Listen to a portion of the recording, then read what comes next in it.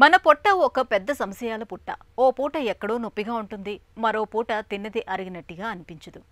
ఒక్కో రోజు పొట్టంతా బరువుగా ఉంటుంది, మెలితిప్పినట్లుగా నొప్పి బాధిస్తూ ఉంటుంది. అయితే విరేచనాలు లేదనంటే మలబద్ధకంతో బాధపడుతూ ఉంటారు.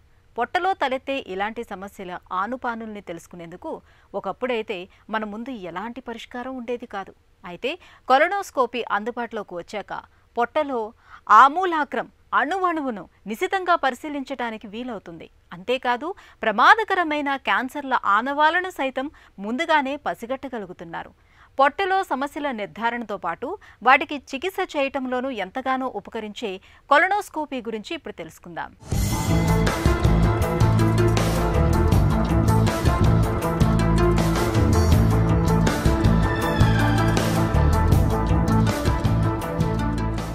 పెద్దపేగు క్యాన్సర్ తొలి దశలో గుర్తిస్తే చికిత్స తేలికే, ఫలితాలు మెరుగ్గా ఉంటాయి. ఆ మాటకొస్తే పరీక్షలతో ముందే గుర్తించొచ్చు, క్యాన్సర్గా మారకుండానూ చూసుకోవచ్చు. అయినా కూడా పెద్దపేగు క్యాన్సర్ కేసులు నానాటికి పెరుగుతుండడం ఆందోళనకరం. ఒకప్పుడు పాశ్చాత్య దేశాలకే పరిమితం అనుకునేది కాస్త ఇప్పుడు మన దేశంలోనూ ఎక్కువగానే కనిపిస్తోంది. మారిపోతున్న ఆహార అలవాట్లు, బద్ధకంతో కూడిన జీవన శైలే దీనికి ఆజ్యం పోస్తోంది. తొలి దశలో ఎలాంటి లక్షణాలు లేకపోవడం, ఒకవేళ లక్షణాలు కనిపించినా మలబద్ధకమో, విరేచనాలో, గ్యాసో, అజీర్ణమో, పొట్ట ఉబ్బరంగానో పొరబడ్డం వల్ల జబ్బును పోల్చుకోలేకపోతున్నారు. దీంతో నిర్ధారణ ఆలస్యమవుతోంది. అయితే నడి వయసులోకి వచ్చాక తరచూ కొలనోస్కోపీ పరీక్షను చేయించుకుంటూ ఉంటే పెద్దపేగులో క్యాన్సర్ ఆనవాళ్లను చాలా వరకు తొలి దశలోనే పసిగట్టొచ్చని చెబుతారు డాక్టర్లు. పెద్దపేగుని పరీక్ష చేసుకుంటానికి ఒక ట్యూబు, ఆ ట్యూబ్ చివరిలో ఒక కెమెరాతో మొత్తం పెద్దపేగుని పరీక్ష చేసుకునే అవకాశం ఉంటుంది. మలద్వారం నుంచి ఈ ట్యూబ్ లోపలికి పాస్ చేసి పెద్దపేగులో మొత్తాన్ని చిన్నపేగులో చివరి భాగమైన టెర్మినల్ ఇలియం వరకు మనం సూక్ష్మంగా చూసుకునే అవకాశము ఒక కెమెరాతో మనకి కల్పిస్తుంది ఈ కొలనోస్కోపీ అనే టెస్ట్. ఈ కొలనోస్కోపీ అనేది బేసికలీ రెండు రకాలుగా, most of the time patient comfort కోసం మైల్డ్ సెడేషన్ ఇచ్చి ఒక 10 to 15 మినిట్స్లో ప్రొసీజర్ అయ్యేటట్టుగా మనం చూసుకుంటాము. నొప్పి ఉంటుంది అనేది కొంతమందిలో భయం ఉంటుంది. కొలనోస్కోపీ వల్ల నొప్పి లేకుండా అండర్ సెడేషన్ చేసుకోగలిగితే షార్ట్ జనరల్ అనెస్థీషియా, ఆ 15 to 20 మినిట్స్ మాత్రమే అనెస్థీషియా ఇచ్చి ఈ కొలనోస్కోపీ చేసుకుంటే పెద్దపేగు లోపల ఏ చిన్న చిన్న ప్రాబ్లమ్స్ ఉండా మనకి తెలుసుకునే అవకాశం చాలా ఎక్కువగా ఉంటుంది. కొలనోస్కోపీ అనేది మెయిన్గా పెద్దపేగులో ఏ ప్రాబ్లమ్స్ ఉండా మనం కనుక్కోవడానికి చేస్తాం జరుగుతుంది. కొలనోస్కోపీ జనరల్గా మలంలో రక్తం వస్తుంది అని ఎవరన్నా కంప్లైంట్ చేసినా కొలనోస్కోపీ చేస్తాం.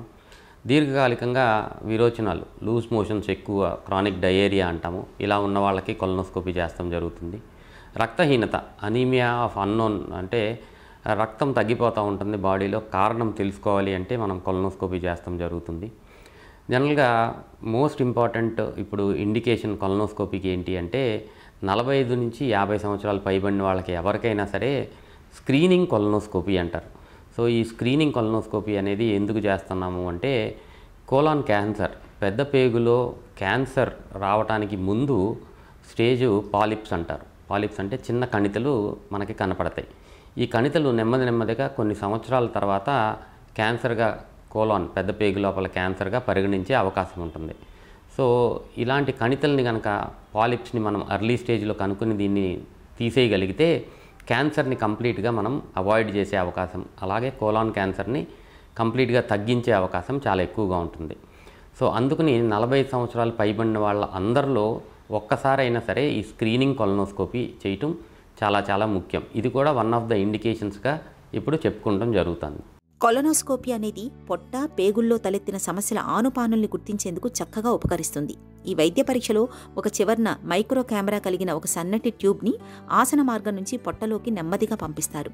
దానికి అమర్చి ఉన్న సూక్ష్మ కెమెరా పేగు లోపలి భాగం ఫోటోలను తీసి దానికి అనుసంధానించిన కంప్యూటర్కి పంపిస్తుంది. ఈ ఫోటోల ద్వారా పేగుల్లో తలెత్తిన సమస్యల ఆనుపానుల్ని ఖచ్చితంగా తెలుసుకోవచ్చు. అలాగే పేగుల్లోని కణజాలం నష్టాన్ని కూడా అంచనా వేయొచ్చు. పెద్ద పేగులో క్యాన్సర్ ఆనవాళ్లను సులువుగా తొలి దశలోనే పసిగట్టొచ్చు.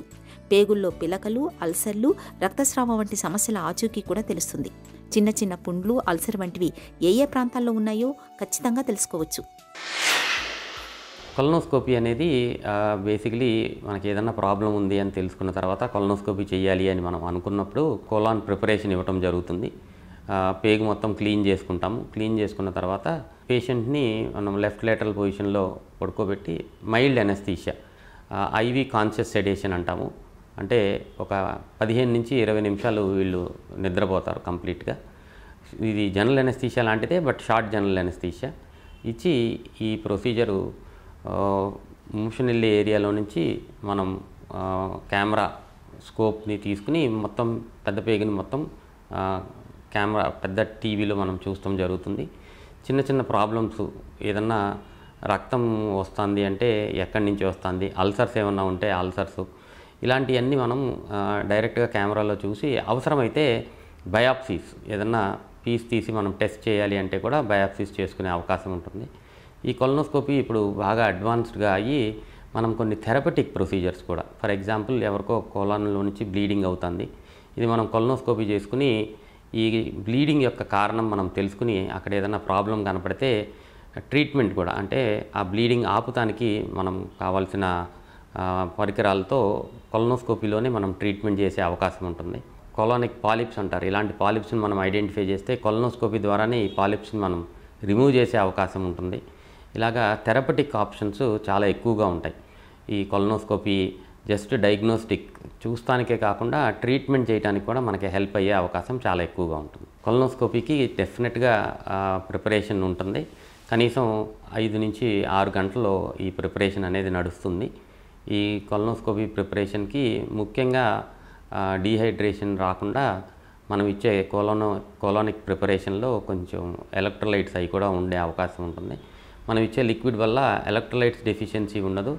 జస్ట్ పెద్ద పేగు మాత్రం క్లీన్ అయ్యే అవకాశం ఉంటుంది. క్లీన్ చేసుకుని దాని తర్వాతే కొలనోస్కోపీ చేసుకోవాల్సిన అవసరం ఉంటుంది. Colonoscopy without anaesthesia, with anaesthesia చేసే అవకాశం ఉంటుంది. వితౌట్ ఎనస్థీషియా చేసినప్పుడు కొంచెం కడుపు ఉబ్బరంగా, కడుపులో మెలిపెట్టినట్టు అలా ఉండే అవకాశం ఉంటుంది.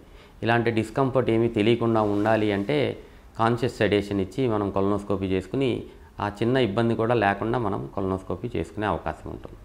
So basically colonoscopy first and foremost thing ఆసన వాయువు అంటే యానస్ దగ్గర నుంచి లోపలికి వెళ్తా మనం కంప్లీట్గా పెద్ద పేగులో మొదటి భాగమైన సీకం, టెర్మినల్ ఇలియం అంటే చిన్న పేగులో చివరి భాగమైన టెర్మినల్ ఇలియం వరకు మనం కంప్లీట్గా చూసుకుంటూ వస్తాము. అక్కడ దాకా వెళ్తానికి మ్యాక్సిమం 8 to 9 minutes పడుతుంది.